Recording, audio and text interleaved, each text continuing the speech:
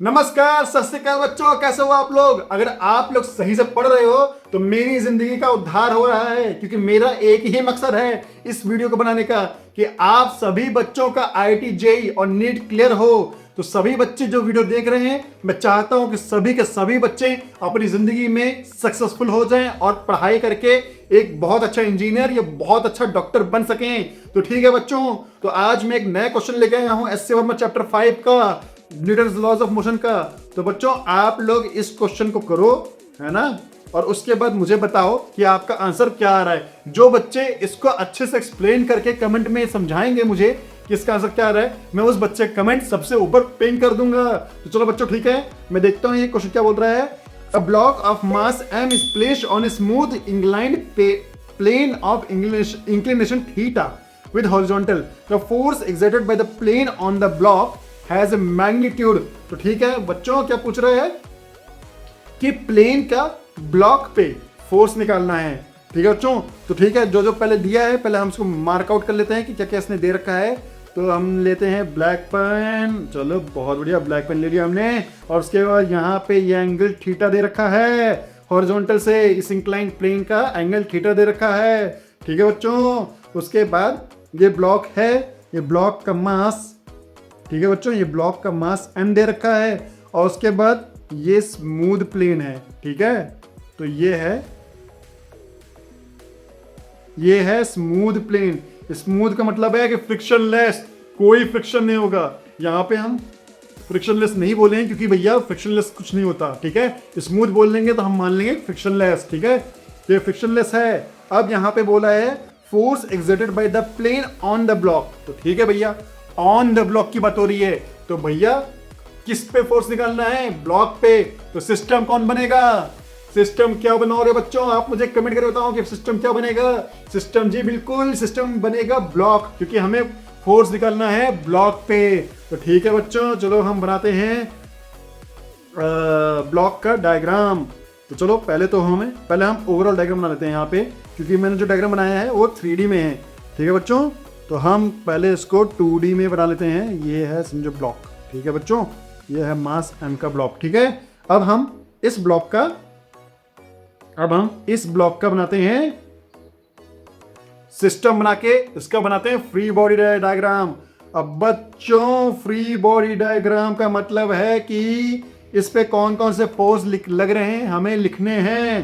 तो ठीक है बच्चों, ये यहां पे इसके सेंटर ऑफ मास पे फोर्स लग रहा है mg का, ठीक है बच्चों, mg का फोर्स लग रहा है। और उसके बाद ये mg फोर्स की वजह से ये ब्लॉक नीचे की तरफ जाना चाह रहा है। और भैया क्या कहते तुमको नीचे जाने नहीं दूंगा, जो इंक्लिनेशन है वो कह रहा है तुमको नीचे जाने नहीं दूंगा, मैं तुमको रोक के रखूंगा। और जब रोक के रखूंगा तो मैं अपने सरफेस के परपेंडिकुलर तुम पे फोर्स लगाऊंगा। तो चलो भैया सरफेस के परपेंडिकुलर इसने फोर्स लगाया, नॉर्मल रिएक्शन फोर्स। अब नॉर्मल रिएक्शन फोर्स लगा, mg लगा, तो बच्चों अब इस पे हमें और कोई फोर्स लग रहा है, स्मूथ है तो फ्रिक्शन फोर्स लग नहीं रहा है। ठीक है बच्चों, तो अब हमें क्या करना है, अब हमें बच्चों करना है कि एक मिनट बच्चों, हाँ, अब हमें बच्चों इसका एंगल निकालना है, क्योंकि जो इसका मोशन होगा बच्चों वो किस डायरेक्शन में होगा, इस डायरेक्शन में होगा, ठीक है, क्योंकि वो प्लेन से नीचे फिसलेगा। तो अब हमें पहले देख लेते हैं पूछा गया था, force exerted by the plane on the block, the plane on the block, ठीक है।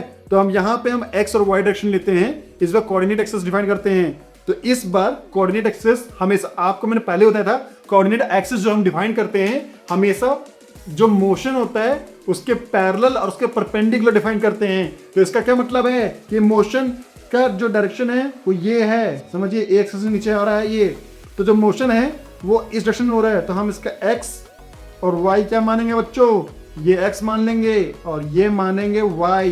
प्लेन के परपेंडिकुलर हम मानेंगे y और प्लेन के पैरेलल मानेंगे हम लोग x, है ना, वो आपकी मर्जी, आप कुछ भी मानो, है ना, लेकिन हम मोशन के पैरेलल और मोशन के परपेंडिकुलर मानते हैं, ठीक है। और x y आप डिफाइन कर सकते हो, भैया x आपको हॉरिजॉन्टल लेना है या वर्टिकल लेना है। तो x हमने हॉरिजॉन्टल लेते हैं मोस्टली, हर केस में जनरली हॉरिजॉन्टल लेते हैं हम लोग, तो इसका मतलब है प्लेन के पैरेलल x लेंगे, प्लेन के परपेंडिकुलर y लेंगे। अब इसके y डायरेक्शन पे हमें normal the force exerted by the plane on the block has a magnitude n। हमें तो पता है बच्चों जो ब्लॉक पे फोर्स लग रहा है वो n है, बट n की वैल्यू क्या है, तो इसका मतलब हम y डायरेक्शन पे हम इसे क्या करेंगे बच्चों, हम इसका y डायरेक्शन में इसका कंपोनेंट निकालेंगे mg का, और वो कंपोनेंट n को बैलेंस आउट कर रहा होगा। तो ठीक है n, और बच्चों यहां पे ये एंगल है थीटा, ठीक है बच्चों, तो ये बन जाएगा mg cos थीटा, और ये बन जाएगा mg sin थीटा। तो ठीक है बच्चों, y डायरेक्शन में हम लोग क्या करेंगे, y डायरेक्शन में हम लोग बैलेंस आउट करेंगे फोर्सेस को। तो ठीक है, हम लिखेंगे n minus mg cos theta, और जो प्लेन है उस ब्लॉक को उस पर्टिकुलर डायरेक्शन में रोक रखा है परपेंडिकुलर डायरेक्शन में, इसलिए मास इनटू एक्सेलरेशन जीरो करेंगे, मास एक्सेलरेशन जीरो है, मतलब ये proper term right hand side zero हो जाएगा। इसका क्या मतलब है बच्चों, n equal to mg cos theta, मतलब जो normal direction force by the plane on the block है वो n है, जिसकी वैल्यू क्या है बच्चों, mg cos थीटा। तो जिन बच्चों ने answer C mg cos theta निकाला है वो बच्चे बहुत सही कर रहे हैं, वो बच्चे अपनी जिंदगी में बहुत अच्छा कर रहे हैं, वो IIT और नीट की सही प्रिपरेशन कर रहे हैं। ठीक है बच्चों, तो अब मैं आपको एक नए इंटरेस्टिंग एक्साइटिंग वीडियो में मिलता हूं एक बहुत ही अच्छे क्वेश्चन के साथ। तो बने रहिएगा फिजिक्स बाय विकी सर में, और चैनल को सब्सक्राइब करिए, क्या करिए, सब्सक्राइब, और वीडियो को शेयर करिए उन बच्चों के साथ जो बच्चों को इस वीडियो की सही में जरूरत है। चलो बच्चों, मिलते हैं आपसे एक नेक्स्ट वीडियो में एक नए इंटरेस्टिंग क्वेश्चन के साथ, तब तक के लिए बाय।